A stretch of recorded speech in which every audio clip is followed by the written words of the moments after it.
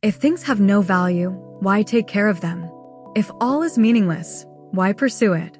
Why do anything at all? It's so easy to say things have no value because if they did, they would demonstrate your weakness and your inability to control them. I'm not saying that you cannot possess them, but that you cannot control them. You cannot control how they make you feel. You see no value in things because once you get them, it means they were conquered. If they can be conquered, especially by you, it then means they weren't that special to begin with. There are plenty of other things that cannot be conquered, like knowledge. It will always be insufficient. However, there are plenty of things you wish you had never known, things you would like to be able to forget. Knowledge that causes tension in relationships, secrets that cannot be divulged, knowledge that makes you frightened, keeping you awake at night.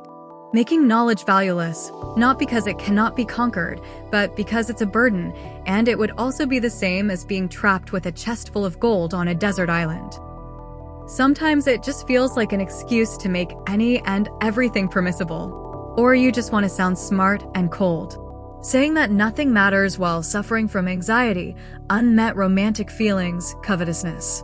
Hey, since nothing matters, it also doesn't matter how your biological functions function. Since you cannot will what you will, you can just let them guide you. You'd think that me being an observer and critic of human behavior and the human condition, I would be able to keep mine in check. However, I'm my most troubled subject. By understanding myself, I can understand everyone else. And by understanding everyone else, I find out how much of an ignorant hypocrite I've been my entire existence. Sometimes I get no appreciation for my work, and I tell myself I don't need anyone else's approval until the next day when someone gives me a thumbs up and I try, but cannot contain my smile. I want to not care, but I cannot. I wish it had no power over me. I wish to get rid of all of my desires. They're the things that make me ache and sin. They're the reasons for pain and sorrow, lewdness and inebriation, hatred, violence, and the desire to dominate. The most animalistic part of us. But although they cause us to stumble, they're the things that make us get up and keep moving forward. Knowing that God is real is kind of disappointing, because I hoped for us to discover new planets and galaxies with life in them or new elements. It would be a discovery, a surprise. But now, even if we find them, it is not because it was a lucky accident of randomness and chance in the cosmos, but because someone put them there. Do you understand what I mean? It's like finding out that a sporting event was fixed.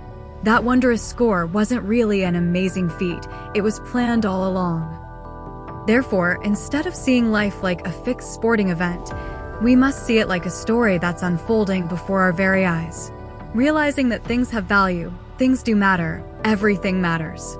Looking into our past and noticing the importance of each step that led us to where we are in the present moment, and how our present steps will shape the future. Or it's not a story, and we're just making the best of what we were left with. I don't write because it was what I wanted to do from the beginning, but because I was left without a choice. But writing also has its bad moments, and I seem not to want to quit, like I did before with previous endeavors, even though back then I also had no other choice. Thus demonstrating that my past was leading me to what I was truly made for, and not just something I was forced to settle with.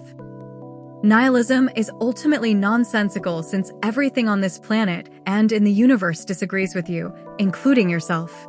If impersonal forces like nature, gravity, and your anatomy have a purpose and serve to achieve a purpose, how can things be meaningless?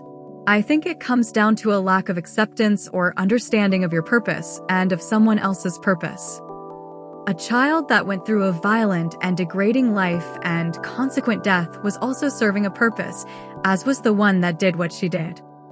Things ending and ending in sorrow doesn't make them valueless or meaningless. What makes them thus is if nothing comes out of them.